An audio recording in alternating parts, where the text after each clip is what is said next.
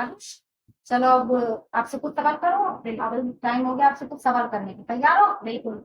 अच्छा ये बताओ कि जब श्री राम वनवास के लिए गए थे तो नदी पार करने के लिए उन्होंने जिस केवट से मदद मांगी थी नदी पार करने के लिए, उस केवट का नाम क्या है? निषाद राज गुरु। और उसने केवट ने कौन सी शर्त रखी थी?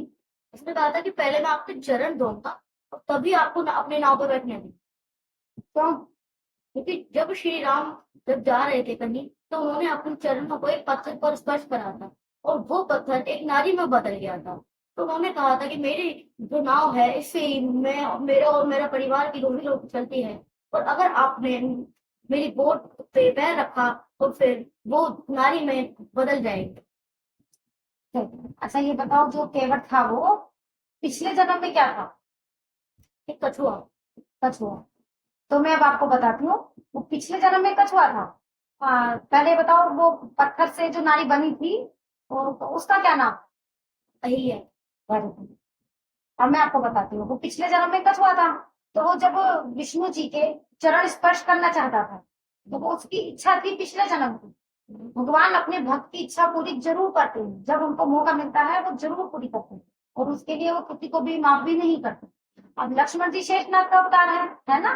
तो विष्णु जी की जो शेषनाग उनके पास में रहते थे, उनकी सेवा में, या उनकी कैसे भी कह दो आप, उनकी सेवा में रहते थे, है ना?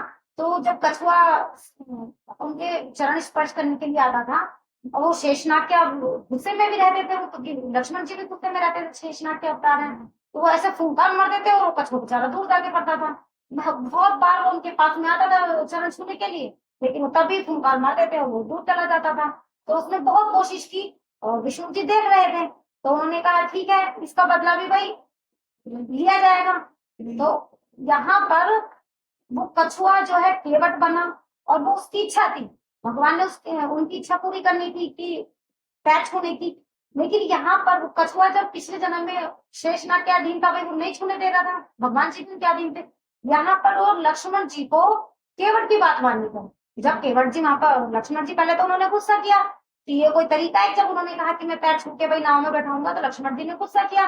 तो जब भगवान ने उनसे कहा था कि वहां पर तो तुम्हारी मर्जी चल रही थी, वहां पर ये तुम्हारे अधीन था, लेकिन अब आप इसके अधीन हो, आपको इसकी बात माननी पड़ेगी, ठीक है ना?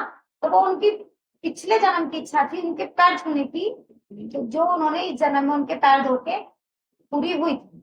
अच्छा फिर ये बताओ कि नाव से उतराई जो है सीता जी ने केवट को क्या दी थी? अंगूठी। सही, तो फिर उन्होंने ले ली थी? नहीं। क्या कहा था उन्होंने फिर?